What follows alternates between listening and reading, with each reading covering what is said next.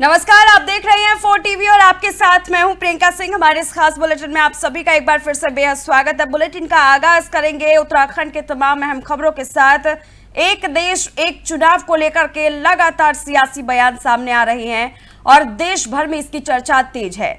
इसी बीच देहरादून में इस विषय पर एक अहम संवाद कार्यक्रम आयोजित किया गया। कार्यक्रम में मुख्यमंत्री पुष्कर सिंह धामी ने शिरकत की और इसे लोकतंत्र को सशक्त बनाने की दिशा में महत्वपूर्ण पहल बताया। उन्होंने कहा कि अलग अलग समय पर चुनाव होने से विकास कार्यों में बाधा जो है वो नहीं आती और बार बार आचार संहिता लगने से राज्य सरकार के काम रुक जाते हैं। कार्यक्रम में संयुक्त संसदीय समिति के चेयरमैन पीपी चौधरी और समिति के अन्य सदस्य भी मौजूद रहे।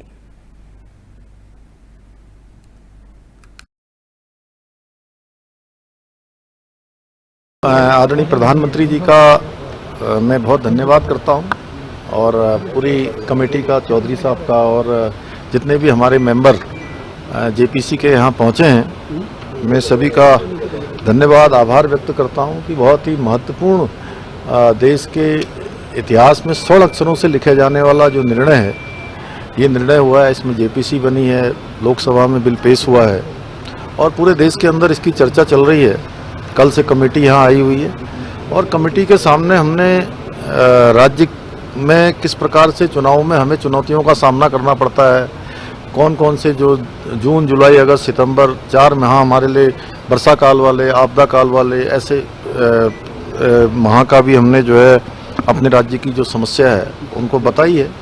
और एक देश एक चुनाव होने से निश्चित रूप से बहुत बड़ा लाभ देश को भी होने वाला है और लोकतंत्र का जो एक उत्सव होता है वो उत्सव सही प्रकार से जनता 5 सालों में एक बार मना पाएगी। और 1967 तक ये लगातार इस प्रकार से एक साथ चुनाव होते रहे हैं और अभी भी उड़ीसा में इस वर्ष भी और इससे पहले वर्ष 2019 में भी एक साथ चुनाव हुए। बहुत ऐतिहासिक डिसीजन है। देखिए, वन नेशन वन इलेक्शन एक ऐसा चुनाव का रिफॉर्म है कि एक ऐतिहासिक कदम है। पार्लियामेंट के द्वारा वन नेशन वन इलेक्शन के लिए जेपीसी बनाई गई, जिसमें करीब 41 मेंबर हैं और ये तय किया गया कि एक ट्रांसपेरेंसी के रूप में पारदर्शिता रखते हुए सारे राज्यों में जेपीसी जाएं और सभी स्टेक होल्डर्स को, चाहे एग्जीक्यूटिव हों, चाहे पब्लिक रिप्रेजेंटेटिव हों, और सभी स्टेक होल्डर्स को सुना जाए और सुनने के बाद में एक पूरा का पूरा पार्लियामेंट को रिकमेंडेशन दी जाए। तो उसी क्रम में आज हम उत्तराखंड में माननीय मुख्यमंत्री जी और हमारे माननीय विधानसभा के स्पीकर, उनसे हमें मार्गदर्शन मिला, उनसे इंटरेक्शन हुआ। जो जटिल इश्यूज थे उनसे हमने डिस्कस किया, क्योंकि जब इतना बड़ा चुनाव का रिफॉर्म है तो प्रधानमंत्री जी का भी मानना है कि हमें पूरा व्यापक रूप से इसमें हमें सुनवाई करनी चाहिए। इसीलिए सभी राज्यों, बिना किसी भेदभाव के सभी राज्यों में जाने का कमेटी ने तय किया है। एक बहुत बड़ा चुनावी खर्चा बचेगा। आज मोटे तौर पे अगर देखें, जैसे हमारे पंचायतों के चुनाव हों, चाहे म्यूनसिपलिटी के चुनाव हों, चाहे विधानसभा के चुनाव हों, चाहे लोकसभा के हों, सभी अलग अलग होते हैं। 1967 तक तो साथ थे, उसके बाद में साइकिल बिगड़ी और उसके बाद में कुछ राज्यों के अभी भी साथ होते हैं।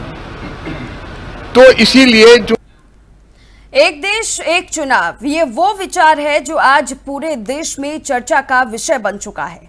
संसद द्वारा नियुक्त संयुक्त संसदीय समिति इस मुद्दे पर अलग अलग राज्यों में जाकर सभी राजनीतिक दलों से राय ले रही है।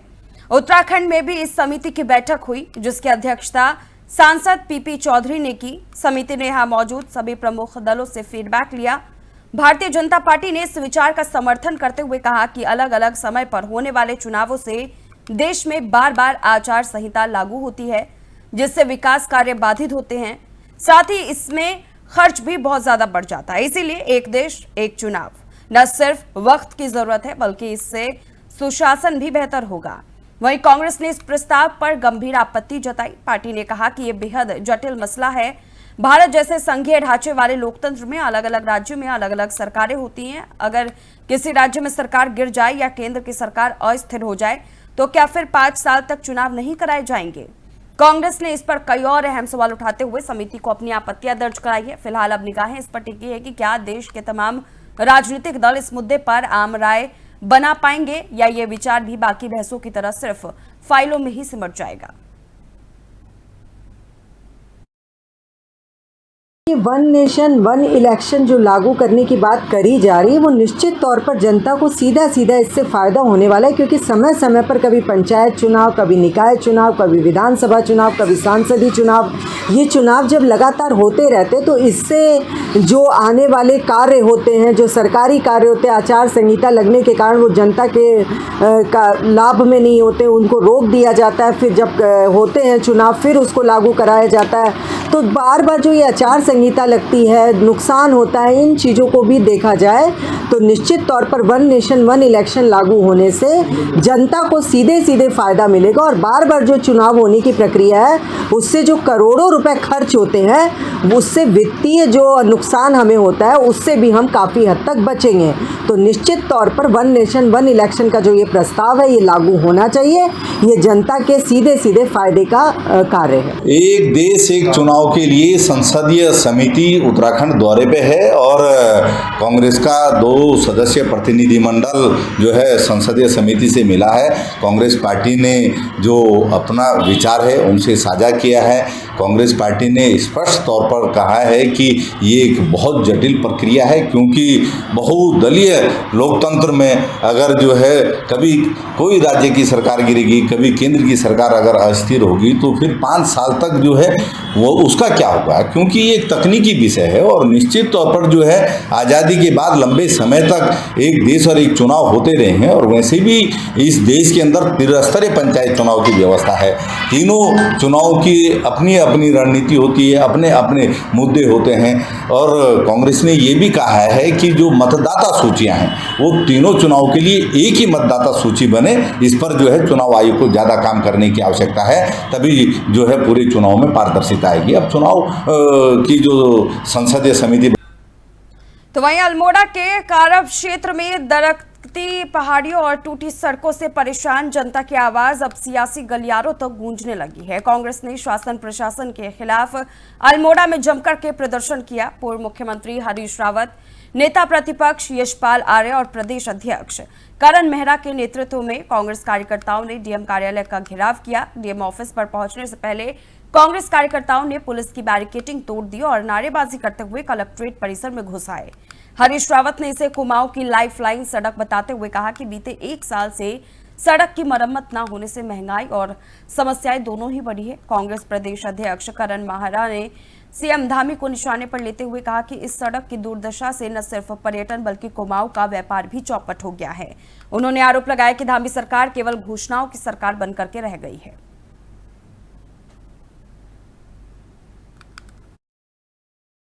अल्मोड़ा, पिथौरागढ़, बागेश्वर, चंपावत का कुछ हिस्सा और जो है रानीखेत, गैरसैंण की अर्थव्यवस्था से जुड़ा हुआ हिस्सा है। 3-4 साल से इससे और कैंची धाम के जाम की वजह से चीज़ों के दाम कहाँ पहुँच जा रहे हैं। लोग परेशान हैं, यात्री परेशान हैं। हमारे सामान की जो आवक है इन क्षेत्रों के अंदर उसके मूल्य 15 से 20% बढ़ गए हैं। लूट रहे हैं लोग, लेकिन ये जाग ही नहीं रहे। हमने तय किया है कि इसके बाद कमिश्नर के घर तक मार्च करेंगे और जब कमिश्नर भी नहीं कर पाएगा, लाचार होगा, तो चीफ सेक्रेटरी के घर मार्च करेंगे।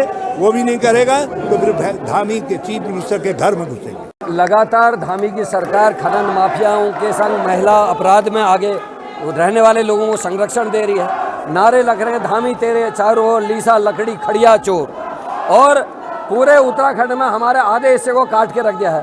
क्वारब वाली घटना को कई महीने हो चुके, साल भर हो गया, पैसा रिलीज हो गया लेकिन काम नहीं हो रहा, लोगों की जान को खतरा है।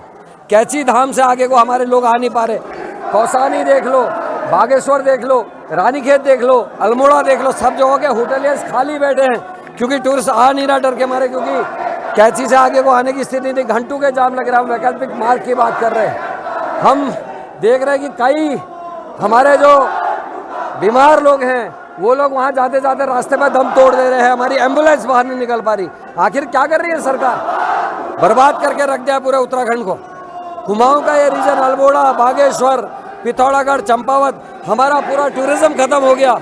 हमारे बीमार लोगों को रिफर सेंटर करके हल्द्वानी भेजते हैं, हल्द्वानी पहुंचने से पहले हमारा जो बीमार वो मर जा रहा है क्योंकि कैंची से आगे नहीं जा पा रहा। और क्वारब की हालत आपने देखी रखी है, रात को सफर नहीं कर सकते और करोड़ों करोड़ों रुपया आने के बाद भी वहाँ काम नहीं हो रहा। धामी सरकार पूरी तरीके से फेल है, भू माफिया, खनन माफिया के हाथों की कठपुतली बनकर रह गई है। नैतिक जिम्मेदारी है, हमारा धर्म है, और जिस तरह से जो हमारी लाइफ लाइन है, सड़कें हैं, क्वारब का पुल आज तक सरकार नहीं बना पाई है। पूरा क्षेत्र में खैदा से लेकर अल्मोड़ा तक जाम की स्थिति पैदा हो गई है। सरकार सोई हुई है और एक भ्रष्टाचार ने, मैंने कहा कि सारी सीमाएं लाद दी है। भ्रष्टाचार में यह सरकार अव्वल नंबर पर है और हमारी नैतिक जिम्मेदारी है कि हम सरकार के खिलाफ मुखर होकर जनता की आवाज़ बने।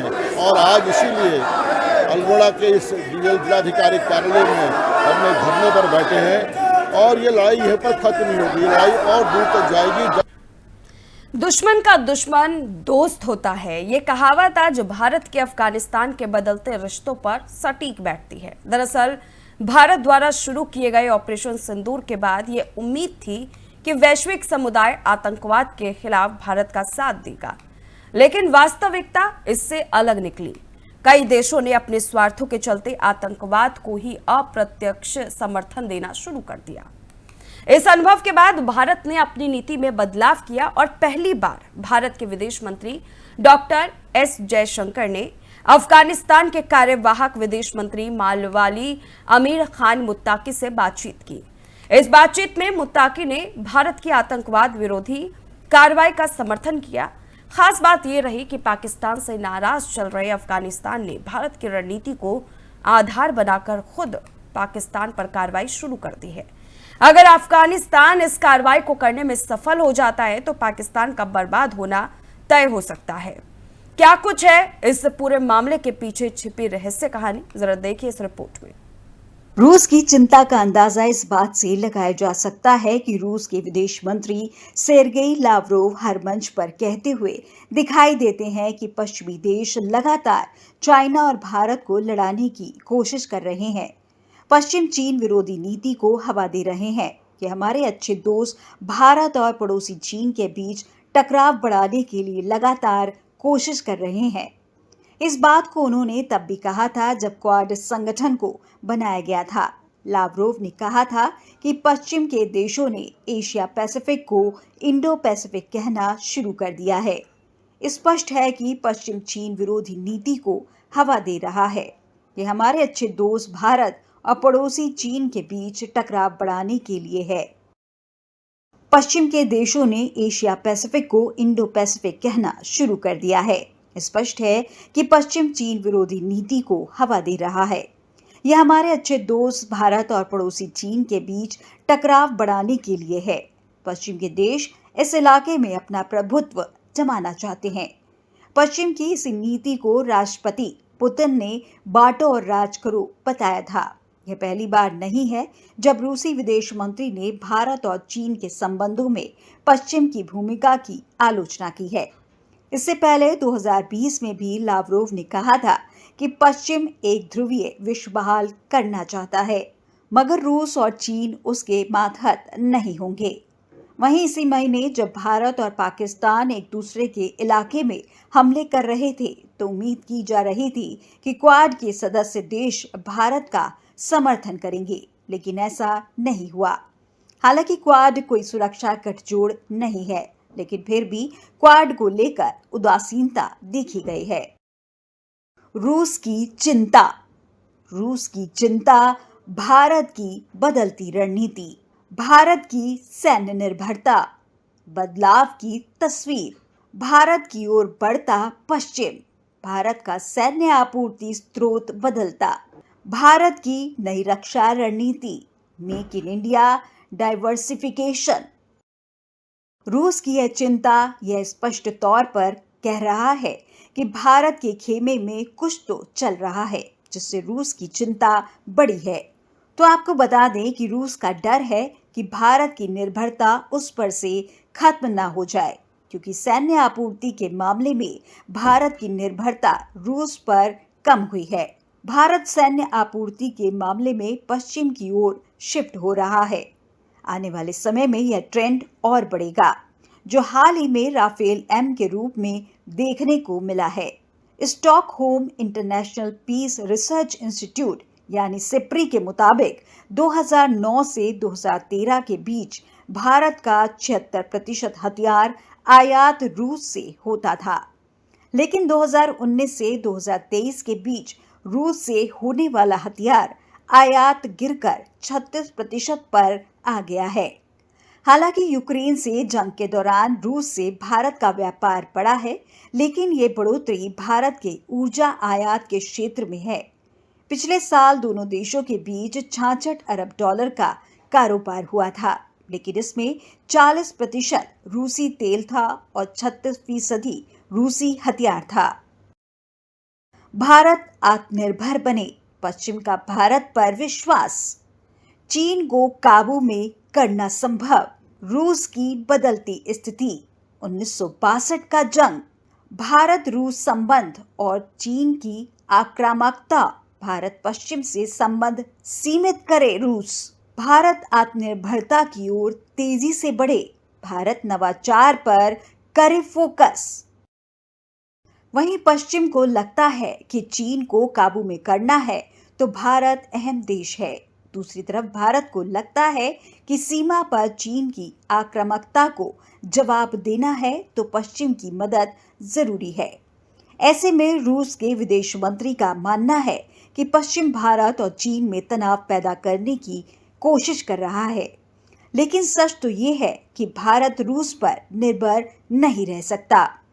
अगर चीन का सामना करना है तो रूस इसमें मददगार साबित नहीं होगा, क्योंकि 1962 की जंग में रूस ने भारत की मदद नहीं की थी। अब रूस खुद ही चीन यूक्रेन के साथ जंग में उलझकर एक जूनियर पार्टनर बनकर रह गया है। रूस की निर्भरता चीन पर बढ़ गई है। ऐसे में यह संभव नहीं है कि भारत रूस के कहने पर पश्चिम से संबंध सीमित कर ले, क्योंकि चीन लगातार आक्रामक नीति के साथ आगे बढ़ रहा है, जो पाकिस्तान के साथ ऑपरेशन सिंदूर के दौरान देखने को मिला है, और रूस इस दौरान पूरी तरह से बचता हुआ दिखा। हालांकि रूस भी वही बोला जो भारत ने कभी रूस को ज्ञान दिया था कि युद्ध से कुछ हासिल होने वाला नहीं है। पीस, डिप्लोमेसी और डायलॉग से दोनों देश इसे हल करें। ये माना जा सकता है कि चीन में नाराजगी हो, लेकिन भारत जंग के समय भी रूस को आर्थिक तौर पर मदद दे रहा था। हालांकि इससे बेहतर है कि भारत आत्मनिर्भरता की ओर तेजी से बढ़ने पर बल दे, साथ ही रक्षा के क्षेत्र में विश्व के देशों को अपने खेमे में लेकर निर्यात को बढ़ाएं और साथ ही नवाचार पर बल दें। अमेरिका की शिकायत रहती है कि भारत रूसी छाया से बाहर नहीं निकल पा रहा, और रूस की शिकायत रहती है कि भारत पश्चिम के लिए चीन विरोधी मोहरा बन रहा है। इसे भारत की बढ़ती प्रासंगिकता के रूप में भी देखा जा सकता है और अंतर्राष्ट्रीय राजनीति की दुविधा के रूप में भी। लेकिन अमेरिका का इतिहास पुराना है कि उसने कभी भारत के पक्ष में नहीं रहा। इसे ऑपरेशन सिंदूर के दौर में भी देखा जा सकता है। हालांकि रूस ने भी पक्ष नहीं लिया, लेकिन जरूरत है कि वासुदेव कुटुंबकम की विचारधारा के साथ आगे बढ़े और दूसरे देशों पर से निर्भरता कम करे। भारत को अपनी बढ़ती प्रासंगिकता और वैश्विक स्थिति का सही इस्तेमाल करना चाहिए। उसे रूस, अमेरिका और चीन के बीच संतुलन बनाए रखते हुए अपने हितों को सर्वोपरि रखना चाहिए। आत्मनिर्भरता की दिशा में तेजी से बढ़ते हुए भारत को अपनी रक्षा रणनीतियों और निर्यात को बढ़ाना चाहिए, ताकि वे दुनिया। तो चलिए खबरों की ओर रुख करेंगे। देहरादून की सियासी जमीन एक बार फिर गर्मा गई है। उत्तराखंड सरकार में मंत्री सौरभ बहुगुणा ने पूर्व मुख्यमंत्री हरीश रावत पर करारा हमला बोलते हुए कहा कि हरीश रावत बीते 10 सालों से केवल आम खीरा पार्टी कर रहे हैं, लेकिन पार्टी को संभाल नहीं पा रहे। बहुगुणा ने कहा कि जनता अब उनकी वर्किंग स्टाइल को भली भांति समझ चुकी है और आने वाले विधानसभा चुनाव 2027 में भी उन्हें और कांग्रेस को नकार देगी। देखिए, उत्तराखंड में हरीश रावत जी लगातार पिछले 10 साल से ऐसी पार्टियां कर रहे हैं। कभी काफल पार्टी थी, कभी आम पार्टी थी, कभी खीरा पार्टी थी। खुद की पार्टी को नहीं संभाल पा रहे हैं और उत्तराखंड की जनता उनके वर्किंग स्टाइल को, उनकी नीयत को, उनकी नियति को, उनकी राजनीति को बहुत स्पष्ट तरीके से समझ चुकी है। और मुझे पूर्ण विश्वास है कि जिस तरीके से उत्तराखंड की जनता ने 17 में भी उनको नकारा, 19 में भी उनको नकारा, 22 में भी नकारा, उसी तरीके से आने वाले 27 के चुनाव में भी उत्तराखंड की जनता, देवतुल्य जनता जो है वो माननीय प्रधानमंत्री जी के नेतृत्व पे, भारतीय जनता पार्टी के किए हुए कार्यों पे फिर से भारतीय जनता पार्टी की सरकार बनाएगी उत्तराखंड में। और ये इसलिए भी ज़रूरी है क्योंकि केंद्र में भारतीय जनता पार्टी की सरकार है, माननीय नरेंद्र मोदी जी का नेतृत्व है और सबने देखा है कि पिछले 10 साल में उनके नेतृत्व में उत्तराखंड कितना आगे बढ़ा है। चाहे वो ऑल वेदर रोड्स हों, चाहे हमारी Karnaprayag to Rishikesh railway line हो, चाहे वो उत्तराखंड में रोडों का जाल बिछाने की बात हुई हो, चाहे वो एग्रीकल्चर सेक्टर में, हॉर्टिकल्चर सेक्टर में, फिशरी सेक्टर में अमाउंट ऑफ जो हमारा बजट इंक्रीज में, आपको एग्जाम्पल के तौर में बता रहा हूँ कि फिशरीज डिपार्टमेंट का जो बजट 70 करोड़ रुपये था, आज वो बढ़कर 270 करोड़ रुपये के आसपास पहुँच चुका है। तो लगातार केंद्र सरकार की मदद से उत्तराखंड आगे बढ़ा है। तो हरीश रावत जी सिर्फ पार्टी करते रहेंगे, लेकिन कांग्रेस पार्टी को देखिए उत्तराखंड में। तो वहीं उत्तराखंड की पुण्य भूमि से आस्था की एक और पवित्र यात्रा का आगाज हो चुका है। ऋषिकेश से आज ही श्री हेमकुंड साहिब के लिए तीर्थयात्रियों के पहले जत्थे को रवाना कर दिया गया है। मुख्यमंत्री पुष्कर सिंह धामी और राज्यपाल लेफ्टिनेंट जनरल गुरमीत सिंह खुद इस शुभ अवसर पर मौजूद रहे। उन्होंने पहले दरबार साहिब में मत्था टेका और फिर यात्रियों के पहले जत्थे को हरी झंडी दिखाकर रवाना किया। गौरतलब है कि श्री हेमकुंड साहिब सिख श्रद्धालुओं के लिए सर्वोच्च आस्था का केंद्र है और हर साल लाखों श्रद्धालु इस दुर्गम लेकिन दिव्य यात्रा का हिस्सा बनते हैं।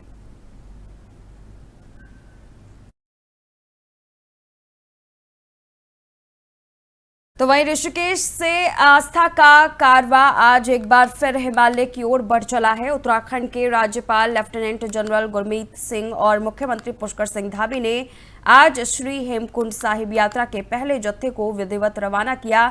ये जत्था ऋषिकेश स्थित श्री हेमकुंड साहिब गुरुद्वारा से चमोली जिले में स्थित प्रसिद्ध तीर्थ श्री हेमकुंड साहिब की ओर बढ़ा। इस मौके पर परमार्थ निकेतन आश्रम के आध्यात्मिक प्रमुख स्वामी चंदानंद सरस्वती भी मौजूद रहे। यात्रा की शुरुआत के दौरान राज्यपाल और मुख्यमंत्री ने श्रद्धालुओं को शुभकामनाएं दी और सुरक्षित यात्रा का आशीर्वाद भी दिया।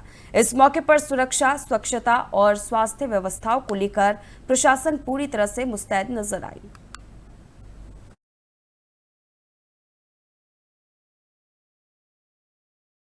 तो वहीं ऑपरेशन सिंदूर की कामयाबी के बाद कांग्रेस अब देश भर में जय हिंद रैली निकालने जा रही है। इसी कड़ी में उत्तराखंड कांग्रेस 31 मई को हल्द्वानी में बड़ी रैली का आयोजन करेगी।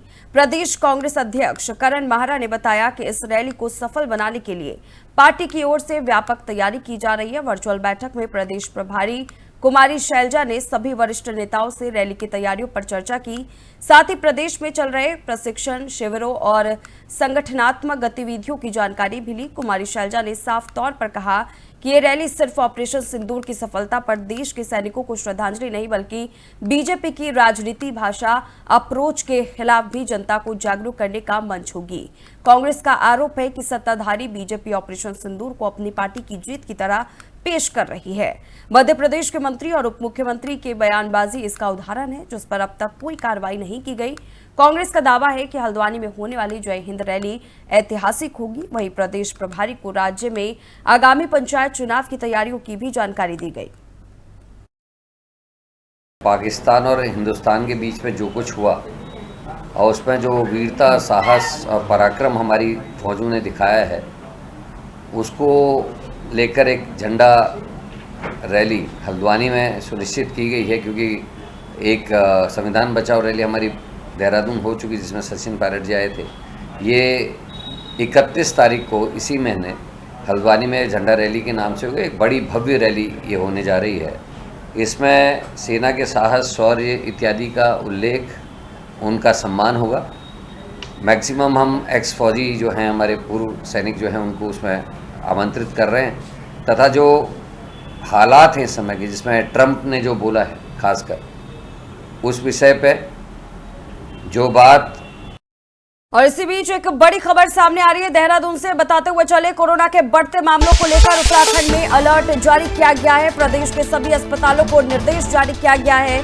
संक्रमितों की जांच के साथ ही सर्विलांस बढ़ाने के निर्देश भी दिए गए हैं। बड़ी जानकारी हम आपके साथ साझा कर रहे हैं। आपको बताते हुए चले, स्वास्थ्य सचिव डॉक्टर आर राजेश कुमार की ओर से निर्देश जारी किया गया है। केंद्र सरकार ने सभी राज्यों को सर्विलांस बढ़ाने के निर्देश दिए। देश के कई राज्यों में कोविड के मामले बढ़ रही है। बड़ी जानकारी हम आपके साथ साझा कर रहे हैं। एक बार फिर आपको बताते हुए चले, इस पूरे मामले को लेकर के प्रदेश सरकार अलर्ट मोड पर है। जानकारी के मुताबिक केंद्र सरकार ने सभी राज्यों को सर्विलांस बढ़ाने के निर्देश जारी कर दिए गए। इसके तहत तमाम अधिकारियों को निर्देश दिए गए हैं। अधिकारी अपने कार्य में जुटे हुए हैं। देश के कई राज्यों में कोविड के मामले बढ़ रहे हैं और इसको लेकर के उत्तराखंड सरकार पूरी तरह से मुस्तैद नजर आ रही है।